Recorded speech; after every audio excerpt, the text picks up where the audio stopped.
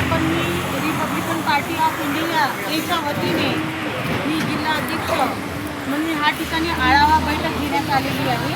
कारण येणाऱ्या जे नगरपालिका, नगरपंचायत आणि जिल्हा परिषद सर्व निवडणुकीमध्ये आम्ही प्रत्येक ठिकाणी आपला कॅन्डिडेट उभा करणार आहे आणि त्यांना तनमन धनाने आम्ही निवडून आणण्याचा खूप मोठ्या जोशामध्ये आम्ही प्रयत्न करणार आहे।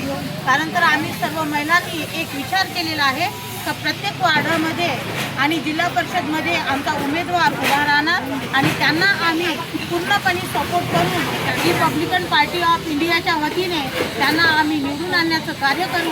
आणि त्या पद्धतीने आम्ही सर्व महिलांना एकच सांगत आहे का ज्यांना सुद्धा जास्त प्रमाणामध्ये आपल्यासोबत लोक जोडण्याचा जे प्रयत्न करावे आणि कार्याला समोर नेण्याचा सुद्धा प्रत्येकाने संकल्प करावे। याच्यासाठी प्रत्येक कार्यकर्त्यांना माझी एकच हात जोडून विनंती आहे की माझ्या पुरतं सीमित न ठेवता तुम्हाला पण माझ्यासारखा अधिकार आहे की तुमची जागा माझ्यासारखी बनवणं हे तुमचं कर्तव्य आहे।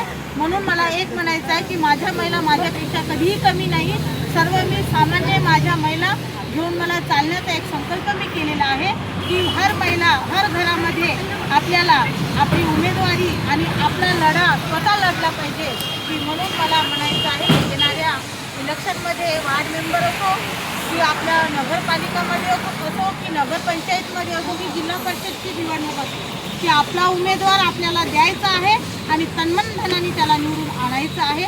मी बोलते आणि मी इथंच थांबते। जय भीम, जय